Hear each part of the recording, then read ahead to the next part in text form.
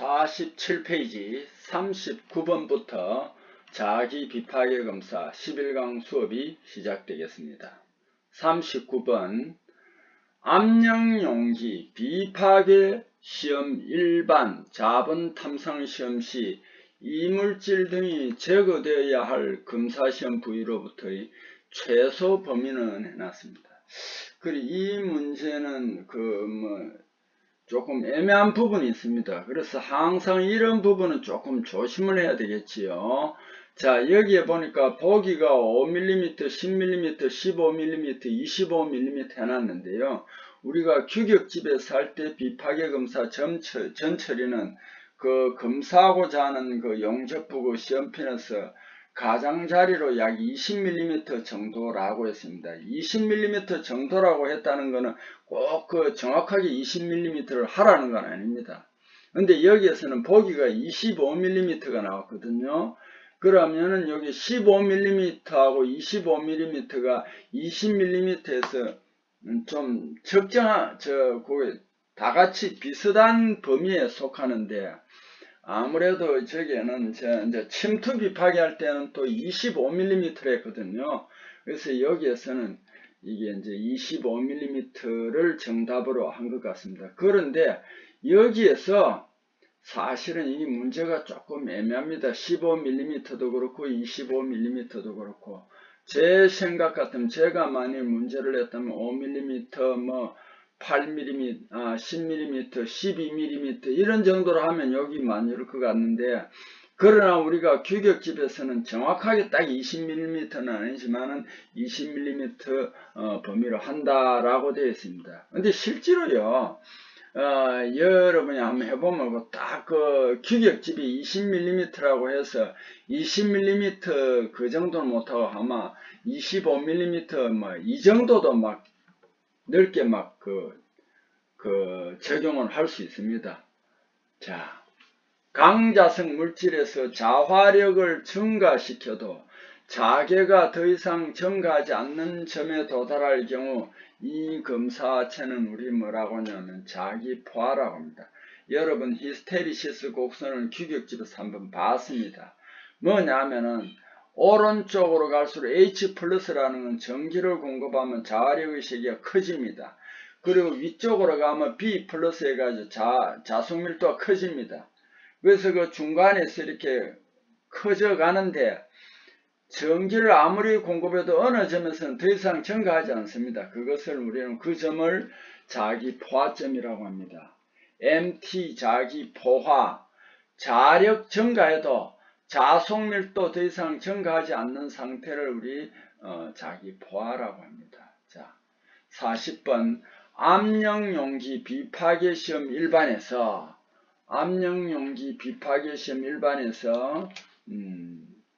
요크 인상력에 대한 사항이 아닌 것은, 요크는 이게 이제 어떻게 달리 측정할 방법이 없으니까 이 장비가 어떻게 그 장비 속에 있는 규소 강판이라든지 코일이 정상적인가 알 수 없습니다. 이럴 때는 막대, 철막대가 있습니다. 앞부분에서도 나왔습니다. 리프팅 파워 또는 리프팅 디바이스, 인상력, 견인력 하는 게 설명이 많이 되었습니다. 그 막대를 갖다 두고 자본 탐상기 극관법에서 전기를 공급하고 갖다 대면은 이 장비가 이상이 없으면 딱 달라붙어 가지고 들어 올리면 들려 올려갑니다. 이게 뭐냐면은 인상력인데, 교류 요크는 최대 극간거리에서 최대 극간 4.5kg F 인상력을 가져야 된다. 요 이제 우리가 말이 상당히 지금 여기에 틀릴 수 있는 소지가 굉장히 많습니다. 최대 극간거리에서 최대 4.5kg F인데, 이러면 거의 대충 읽으면은요, 대부분 다 틀릴 확률이 많아요. 뭐냐? 최대 극간거리에서 최소입니다. 최소 4.5kg F 인상력이다. 예, 그래서 우리 언어라는 게 굉장히 중요하거든요. 과학이나 수학이나 기술에서 이 단어 하나에서 완전히 경계가 달라져요. 그래서 가는 최대 4.5kg 인상력이 아니고 최소 4.5kg 인상력을 가져야 한다. 이게 맞아요. 영구자석 요크는 최대 극강거리에서 최소 18kg 인상력을 가진다. 요것도 맞아요. 18kg. 영구자석 요크 인상력은 사용 전 매일 점검해야 한다. 사실은 이거는 요크 할 때 인상력 이건 점검하면 됩니다. 모든 요크는 수리할 때마다 인상력을 점검한다. 수리했을 때는 인상력 점검해야 되겠죠. 그래서 이 40번 같은 경우는 굉장히 이게 애매모호한 부분이 많다. 그래서 여러분이 이 40번 같은 건 조금 신경을 써야 됩니다. 자, 41번 철강 재료의 자분 탐상 시험 방법. 자분 모양 분류에 따른 시험 장치의 감도를 조정할 때 고려할 사항과 거리가 먼 것은 시험품 모양이나 치수 반드시 고려해야 됩니다.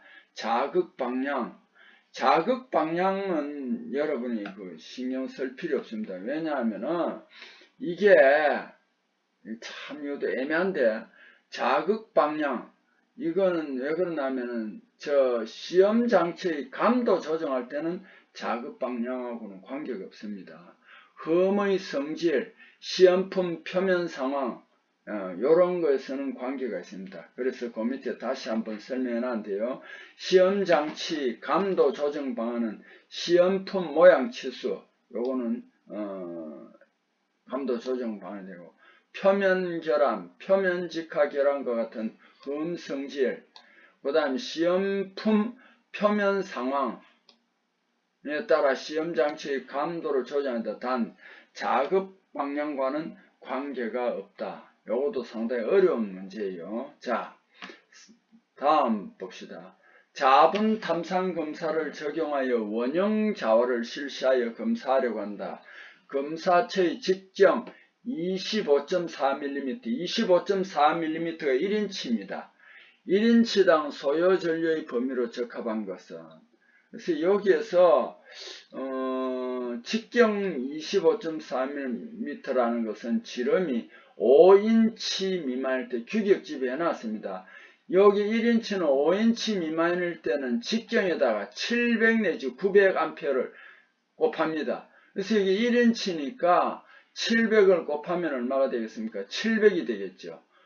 900을 1인치 곱하면 900이 되겠죠. 근데 여기서는 그거보다 조금 여유가 있습니다. 800, 1000A 해놨죠. 여기에 딱 맞아 떨어지는 게 아니니까 여기 우리가 계산할 때 가장 근접하는 그 전류, 소요 전류 암페어가 나번에 해당합니다. 42번 항공우주용 탐상검사 방법에서 비형광 자본 사용할 때 백색 등을 검사 영역에 설치합니다. 적절한 검사 수행하기 위해 적어도 항공우주용일 때는 몇 룩스 이상의 백색 등이 필요하냐면 항공우주용일 때는 KS 규격일 때는 500룩스 이상인데 항공우주용에서는 2150룩스 이상입니다. 43번 이제 금속 재료지요. 이렇게 이제 우리가 비파괴를 하든 열처리를 하든 어느 과목을 하든 우리가 이 금속 재료는 거기에 다 나옵니다. 그래서 우리가 사실은 이 금속 재료가 가장 기본이 되어줘야 됩니다. 비행기 재료로 사용되는 두랄루민 알루미늄 합금과 관련 없는 내용은 같습니다. 이 두랄루민이며 알루미늄 합금이나 구리 합금이 시효경화, 석출경화의 대표적인 합금인데 그 중에서도 두랄루민, 항공기 재료로 쓰이는 두랄루민이 가장 우수한 시효경화, 석출경화를 나타내는 합금입니다. 이 시효경화, 석출경화는 같은 뜻인데 시효경화, 석출경화, 알루미늄 합금, 두랄루민을 만들려고 할 때는 녹였을 때 용체화 처리를 해줍니다. 잘 섞이도록 용체화 처리를 해주고요.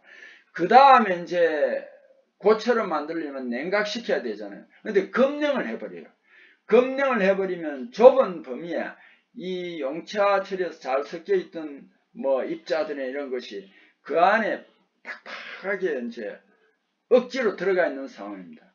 이 과포화 고용체가 시간이 지나거나 또는 온도를 지금 우리 필요하다에 급하게 온도를 한 200도 정도로 가열했을 때 그 입자들이 표면으로 막 서로 나옵니다. 나와가지고 표면에서 부딪히면서 자기 영역을 만듭니다.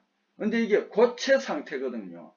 고용체 상태에서 나와가지고 표면에 땀처럼 나와가지고 그 영역을 만드는데 서로 부딪히면서 우리가 입자들이나 금속 재료 같은 거 이런 이제 소성 가공을 하면은 부딪히거나 밀리면은 경화가 됩니다. 그래서 이 이제 두랄루민도 이렇게 이제 과포화되어 있는 고용체가 온도가 올라가거나 시간이 감에 따라서 이제 계절이 변하고 이럴 때는 땀처럼 밖으로 잊혀 나옵니다. 나오면서 고체인데 그 부분에서 이제 서로 부딪히면 단단하면서 경도를 높여줍니다. 이것을 우리는 시효경화, 석출경화라고 하는데 왜 시효경화, 석출경화 어떻게 돼? 시효경화라는 것은 시간이 감에 따라서 효과가 나타나서 경화된다. 그러니까 가령 예를 한번 들어봅시다. 알루미늄을 말이죠. 항공기 재료를 러시아 베르호얀스크에서 겨울에 만들었다고 봅시다. 그 베르호얀스크에서는 그 알루미늄 인고트를 만드는데 그때 온도가 영하 60도였다. 그러면은 이걸 이제 사우디아라비아에 수출했다. 사우디아라비아에서 여름에, 뜨거운 여름에 온도가 막 섭씨 60도 올라갔다. 그럼 이 온도 차가 얼마나 납니까? 당장 땀처럼 표면에 이제 석출하겠죠. 그래서 석출경화. 그거는 이제 시효경화라고 자연시효랍니다. 왜? 겨울, 봄, 여름 이렇게 계절이 가고 시간이 감에 따라서 석출했기 때문에 자연시효라고. 자, 그러면은 우리나라에서 울산 알루미늄이란 알루미늄 회사에서 알루미늄 인고트를 이제 만들었다. 이 알루미늄 인고트를 열을 한 200도 정도 가해버렸어요. 그러면 표면에 시효가 됩니다. 이것은 뭐가 되냐면 인공시효가 됩니다. 시효경화나 석출경화는 같은 말이죠. 그래서 여기에서 다 설명이 되었으니까 여러분 단조경화 합금이 아닙니다. 시효경화, 상온시효 처리, 엘루미늄 합금 이건 다 맞습니다. 자, 그 다음 페이지로 넘어가겠습니다. 48페이지네요. 44번 아금속을 우리는 또 준금속이라고 합니다. 아금속을 준금속이라고 합니다.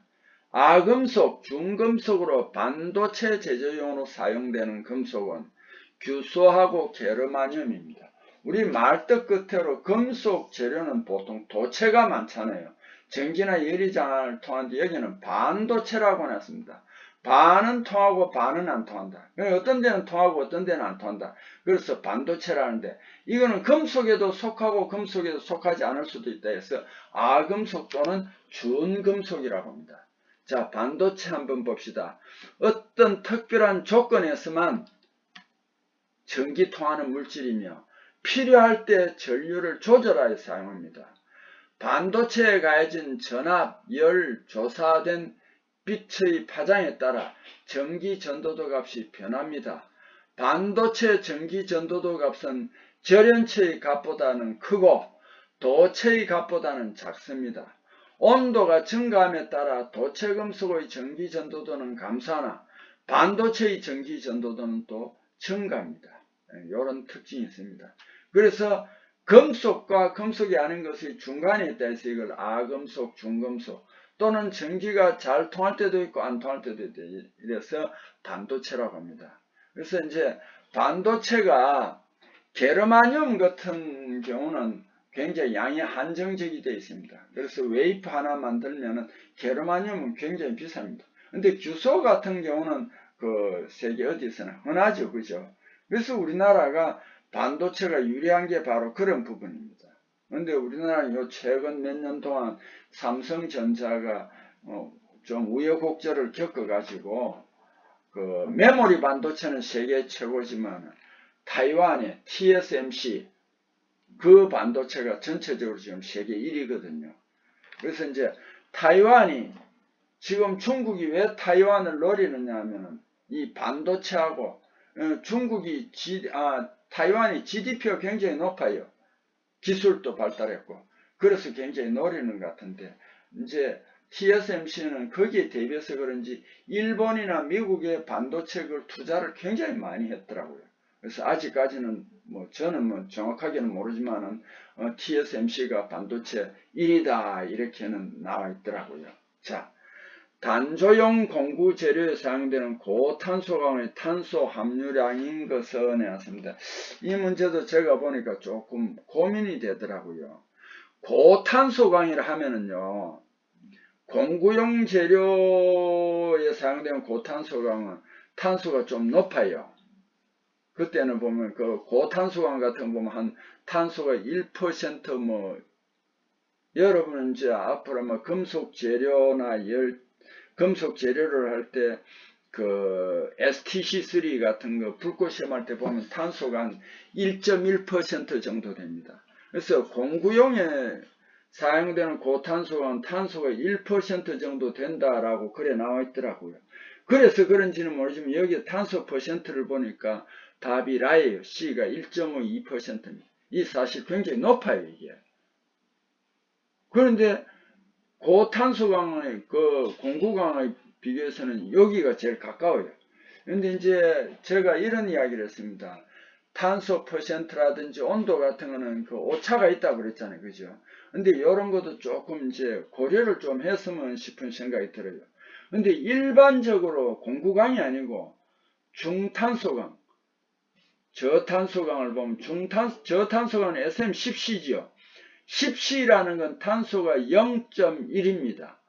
SM25C는 0.25입니다. 그래서 저탄소강 여기 보면 보통은 0.2, 0에서 0.25 해놨습니다. 그 다음에 중탄소강은요, 0.25에서 0.6 해놨습니다. 여기 중탄소강은 SM28C니까 0.25에 가깝고 48C는 0.48, 0.5에 가깝습니다. 그래서 이런 거는 이제 중탄소강, 가와 나는 이제 중탄소강에 확실히 해당이 되는데, 이제 고탄소강이 문제예요. 공구강이 아닐 때, 보통 분류해놓은 데를 보면 0.6에서 1.4로 해놨거든요. 고탄소강은. 0.6에서 1.4로 해놨거든요. 그럼 요게 이제 애매하단 말이에요. 0.7에서 0.9도 있잖아요. 그죠? 그래서 제가 보건대는 여기에서는 이게 맞는 것 같은데 여기 상당히 혼돈이 일어날 수 있다. 자, 탄소 공구강은 1.1% 정도 된다. 그래서 내가 보건대는 여기에서 0.7, 0.9도 0.6, 1.4에 들어가는 것 같지만은 여기에서는 이 좀 어중간한 범위다. 요걸 좀 알아두십시오. 그래서 여기에서는 이렇게 이제 제가 이제 설명을 좀 해놨습니다. 여기에 상당히 애매한 부분이 있다. 그렇게 알아주십시오. 근데 일단은 탄소 공구강 같은 거 한번 보면은 탄소 공구강은요 C가 어느 정도 되냐면은 1.1% 정도 되더라고요. 1%가 넘더라고요. 탄소 공구강 요 정도 됩니다. 그래서 여러분이 이걸 참고를 해가지고 여기에서는 그래서 단조용 공구재료에 사용되고 고탄소강 공구재료입니다. 고탄소강이 탄소니까 C는 1.5 내지 2% 맞겠다 하는 거 알아두시고 여기에서는 여러가지 이제 범위로 나오니까 여러분 좀 조심해서 공부를 해줘야 된다. 이거는 공구강이기 때문에 여기 맞는 것 같고 요 밑에 설명은 공구강이 아니고 그냥 저탄소강, 중탄소강, 고탄소강 그렇게 분류된 겁니다. 45번 Y합금. Y합금하면 이제 알아둬야 되겠죠. 제가 늘 우스개로 그랬지요. 알구니마 Y다. 알구니마 Y다. 이렇게 했고 라우탈은 알구시라다.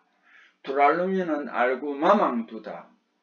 엘린바는 천리켈크롬 합금인데 여기에 Y합금을 계량화하기 위해서 티탄 구리를 각각 0.2% 정도씩 첨가한 것을 코비탈륨이라고 합니다.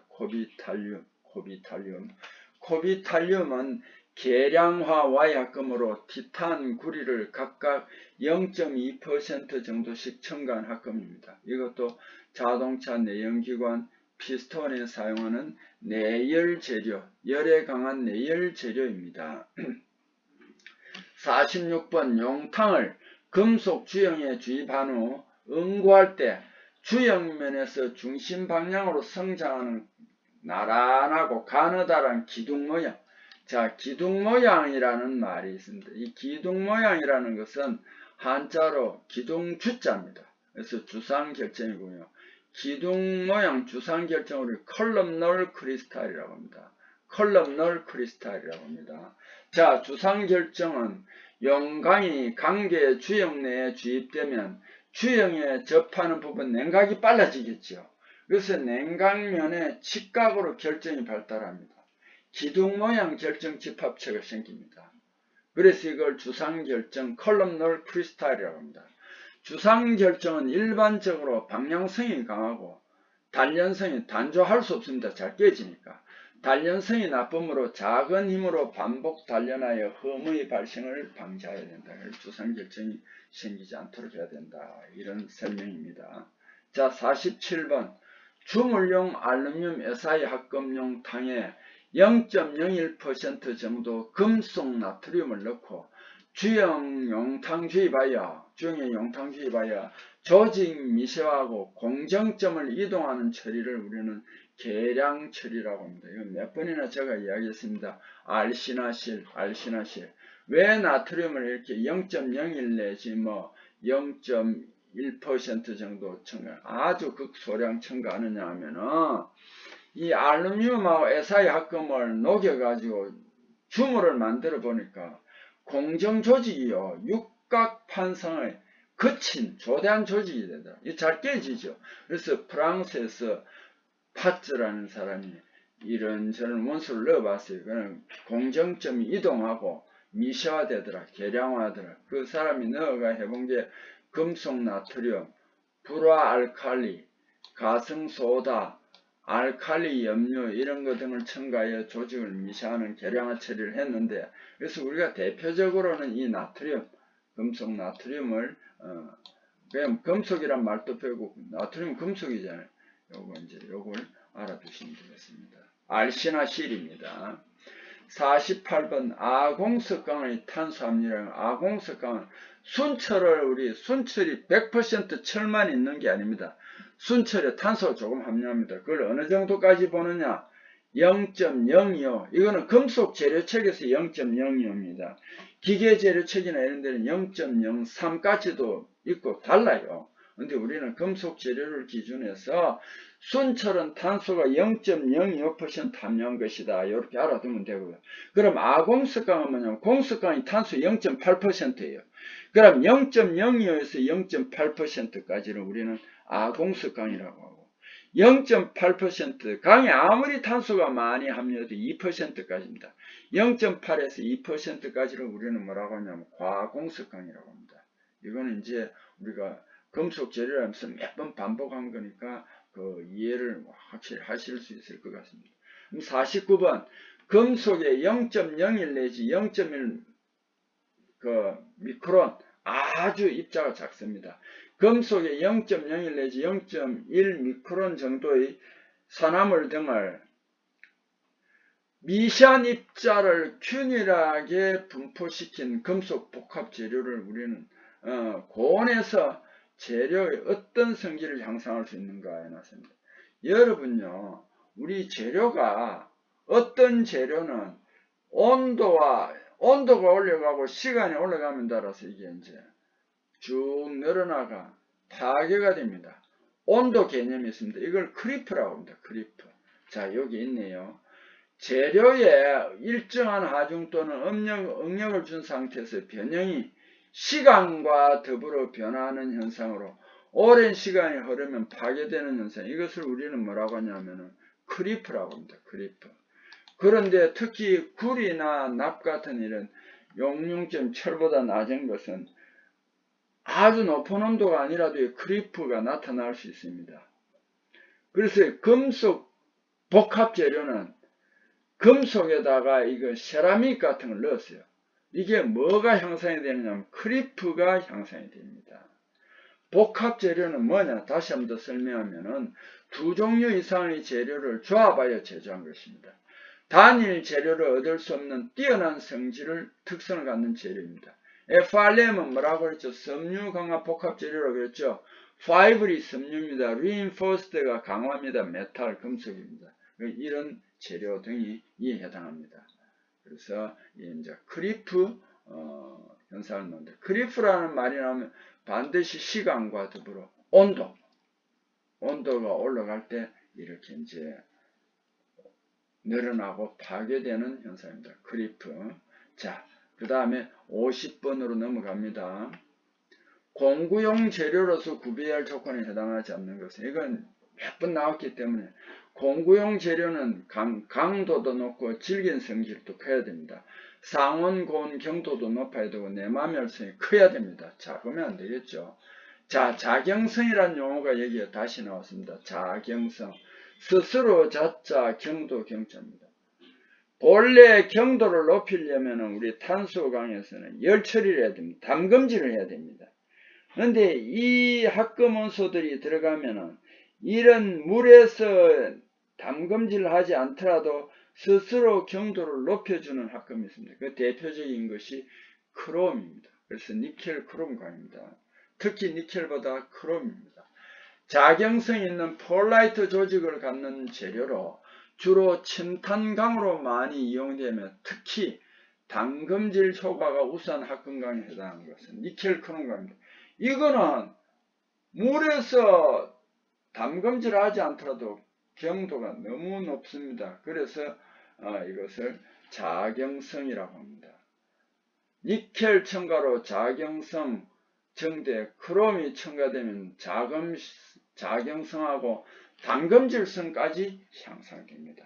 이걸 자경성 합금, 자경성이 가장 우수한 그 합금강은 니켈 크롬강이다 하는 거 알아두세요. 자, 51번 대표적인 비철 구리아연계, 구리아연은 황동입니다. 황동에 해당하지 않는 재료는 질화강, 해당하는 재료입니다. 질화강은 연강, 탄소가 적은 저탄소강에 질소를 표면에 침투시켜서 경화시킨 강이 질화강이고, 스텔라이트는 코발트, 크롬, 텅스텐, 이거는 주조 초경질 합금입니다. 왜 주조 초경질 합금이라고 했나? 주조와 단조는 좀 반대적인 성질이 있습니다. 주조와 단조는 반대적인 성질이 있습니다. 자, 톰백은 황동 맞습니다. 화이트 메탈은 주석기, 납기, 아연기 이런 게 들어간 합금인데 흰색입니다. 이거는 융점이 낮고 부드러우며 마찰 적어 베어링 합금, 활자 합금, 납 합금이 다이캐스팅용 합금에 많이 사용된다. 여러분 다이캐스팅은 제가 몇 번 설명했습니다. 국화빵 만드는 걸 한번 보세요. 국화빵 만들 때 금속으로 어떤 틀을 만들었죠. 그 뚜껑을 열고 그 안에 그 빵 재료와 그 팥 같은 걸 넣고 이제 불을 붙여 그거 이제 용기를 막 돌리고 하면 나중에 국화빵이 익어지죠. 그럼 나중에 뚜껑을 열고 그 국화빵을 끄집어내면 우리가 국화빵을 먹을 수 있습니다. 이거와 마찬가지로 금속도 용융점이 낮은 금속은 이런 금속으로 이런 금속으로 다이를 만들었어요. 틀을 만들었어요. 거기에다 그 금속을 붓고 식히면은 고체가 되겠죠. 그래서 끄집어내는 겁니다. 이게 다이캐스팅입니다.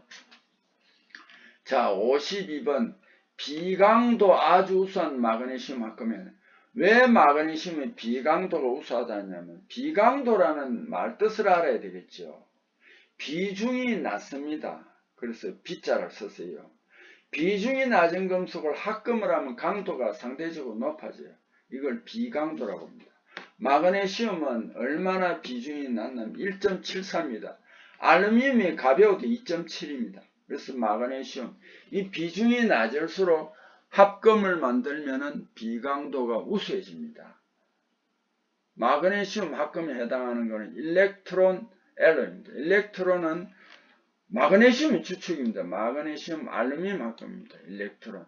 주조 아변을 하여 항공기, 자동차 등에 이용합니다. 실루민은 알신화실. 문자 메탈은 육사황동이죠. 그죠? 문자 메탈은 육사황동입니다. 문자 메탈은 뭐라고요? 육사황동입니다. 육사황동. 이것도 황동입니다. 자, 베빈 메탈은 제가 이제 우스개로 이렇게 배웠어요. 그 베어링 학금에 쓰이는데 안주구배. 그 순서는 본래 그렇게 안 나오는데 제가 그 안주구배, 안티몬 주석 구리, 그게 베빈 메탈입니다. 자, 53번 조개 공정에서 생산 가능한 관계 종류에 해당하지 않는 것은 킬드강은 아주 강력하게 탈산한 것이고, 림드강은 탈산을 안 한 것이고, 거의 안 한 것이고, 캡트강은 탈산을 거의 안 하면서 뚜껑을 뒤집어 씌운 겁니다. 쾌삭강은 재료가 탁탁 잘 꺾여지도록, 잘라지도록 하는 겁니다. 절삭, 쾌삭강, 프리 커팅 스틸이라고 하는데, 림드강 변형, 이거는 캡트 스틸입니다. 림드강하고 비슷한데 모자를 씌워가지고 시어가 부글부글 끓는 것을 좀 방지해 줍니다. 그다음에 SiAl과 같은 강한 탈산제를 사용한 것은 킬드강입니다. 부글부글 끓어오르지 않습니다. 이걸 진정강이라고 합니다. 용강 탈산도 낮은 건 림드강입니다. 그 다음에 스프링강이 갖춰야 할 구비 조건은 탄성한도, 탄력이 있어야 되겠죠. 항복강도가 커야 되고, 굉장히 많이 반복하니까 피로 한도가 있어야 되고, 충격값 등이 커야 합니다. 탄성 한도가 높을 것, 맞고 항복 강도가 클 것, 피로 한도가 낮을 것.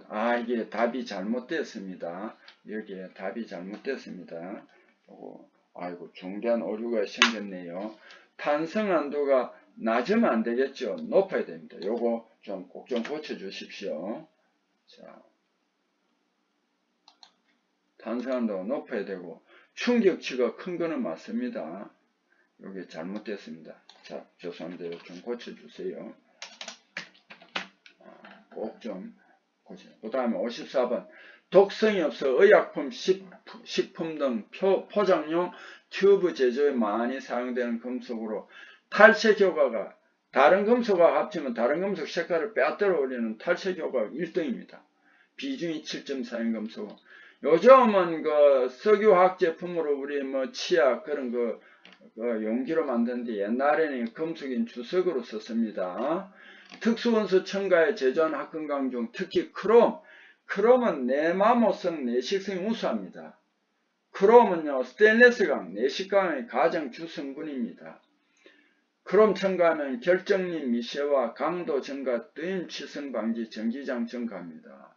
그 다음에 구상흑연주철의 기호 표시는 GCD라고 했습니다. 백신 가단주철은 WMC, 흑심 가단주철은 BMC, 폴라이트 가단주철은 PMC. 이거는 몇 번 반복되었습니다. 자, 이렇게 해서 오늘 수업 여기에서 또 마치겠습니다. 여러분 수고했습니다.